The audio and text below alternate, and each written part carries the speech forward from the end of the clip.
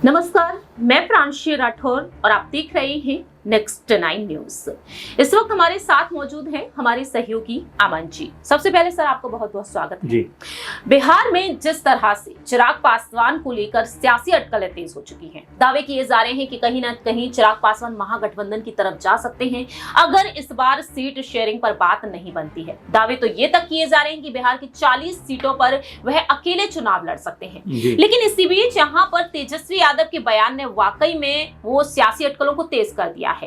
तेजस्वी यादव ने क्या कुछ कहा है चिराग पासवान को लेकर, सबसे पहले आपको वो सुना देते हैं, देखिए सर। हमारा सीट शेयरिंग एनडीए से पहले हो जाएगा, अंतिम चरण में चिंता नहीं।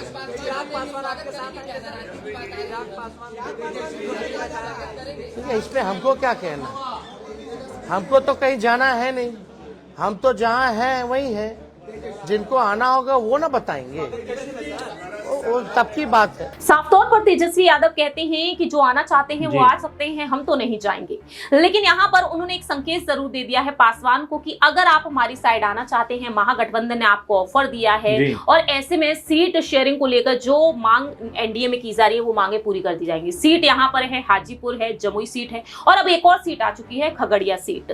तो ऐसे में अमन जी यहाँ पर कैसे देख रहे हैं, जिस तरीके से यहाँ पर तेजस्वी यादव ने भी ऑफर दे दिया है, क्या आने वाले समय में राजद प्रमुख लालू यादव, उनकी पत्नी राबड़ी देवी की तरफ से भी ये कोशिशें की जा सकती हैं? चिराग पासवान क्या वाकई में अब यहाँ पर इन सभी के बीच संपर्क साधने की कोशिश हो सकती है? देखिए, जाहिर सी बात है, और बिहार की हम जब भी बात करते हैं तो बिल्कुल ये बात कोई दो राय नहीं है कि चिराग पासवान का जो पहले रसूख होता था, पहले रुतबा होता था उनके पिता के समय में, वो वैसा तो नहीं रहा। लेकिन ये भी मानना गलत है कि वो एकदम से जो है उनका जनाधार खत्म हो गया, एकदम से वो जो है राजनीति के लिए जो है रहे नहीं है और राजनीति के लिए अब उनका कोई जो ज़मीनी कह सकते हैं कि लेवल पे जो काम होता है वो नहीं कर पाएंगे। जाहिर बात है उनको सपोर्ट की ज़रूरत है, क्योंकि उनके चाचा ने जिस तरह से पार्टी के ऊपर कैप्चर किया है, 5 सांसद उनके अपनी तरफ मिला लिए, तो ऐसे में अगर चिराग पासवान को यहाँ पर सपोर्ट मिले, सहारा मिले, क्योंकि युवा हैं, जोशीले हैं और तेजस्वी कहते भी रहे हैं कि युवाओं के लिए मौके होने चाहिए, उनको आगे बढ़ना चाहिए, नौकरी की बात वो करते हैं और तमाम तरह से यही बात भी करते हैं। क्योंकि बिहार महा रैली से पहले ठीक जब रात में वो बात कर रहे थे उस समय खेसारी लाल यादव उनके साथ में मौजूद थे, तब भी उन्होंने ये बात कही थी, खेसारी लाल यादव जो है बिहार को नए तरीके से बनाने में हमारे साथ खड़ा होना चाहते हैं और मैं चाहता हूं कि जितने भी युवा हैं वो हमारे साथ आकर खड़े हो जाएं। तो कहीं ना कहीं इशारे में उन्होंने चिराग पासवान की तरफ भी पासा फेंका।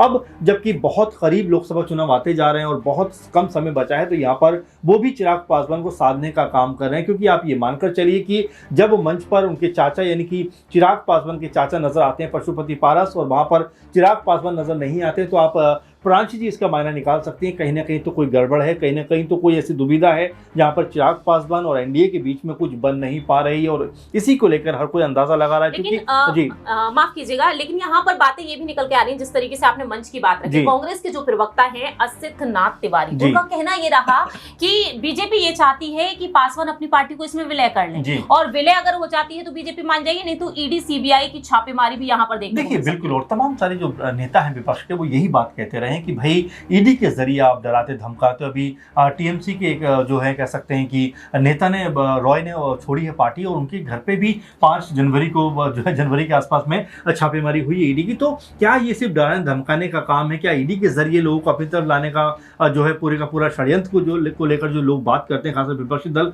क्या ये उसी का एक नतीजा? और जिस तरह से चिराग पासवान को लेकर भी अब एक तरीके से खबरें आ रही कि अगर वो बीजेपी में शामिल नहीं हुए यानी कि बीजेपी के साथ वो नहीं रहे, तो बहुत सारी गतिविधि जो ईडी की है और सीबीआई की है वो देखने को मिल सकती है। आपने देखा भी होगा कि जब उनके पिता की डेथ होती है तो इसी बीजेपी ने उनके तमाम जो बंगला खाली करा ले, जबकि जो चिराग पासवान है वो कहते रह गए कि मुझे ये बंगला आवंटित करिए क्योंकि ये मेरे पिता की निशानी है और तमाम तरह की उन्होंने बातें कही, लेकिन बीजेपी की तरफ से उनकी बात नहीं सुनी गई। तो फिलहाल अगर पूरे मसले पर देखा जाए तो अब क्योंकि राजनीति के समीकरण जो है प्रांची पल पल बदलते हैं, हम ये नहीं कह सकते कि जो आज है वो वैसे ही कल भी रहने वाला है। क्योंकि यहाँ पर जो बीजेपी आज किसकी मुखालफत करती थी, कल को वही उनके साथ में आकर खड़ा हो जाता। ओपी राजभर जो बीजेपी के लिए अनाप शनाप बातें बोला करते थे, सीएम और पीएम को लेकर क्या क्या उन्होंने नहीं बोला, आज वो योगी सरकार में मंत्री बन जाते हैं। तो यहाँ पर कुछ भी हो सकता है, इसके लिए आपको प्रिंसिपल जो सिद्धांत होते हैं उसकी कोई जरूरत नहीं होती और सिर्फ आपको राजनीति करनी होती है, मौका परस्ती करनी होती है और पदों का लालच जो होता है वो कहीं ना कहीं आपको इस तरह के कामों को करने पर मजबूर कर देता है। तो बस मुझे ऐसा लगता है कि चिराग पासवान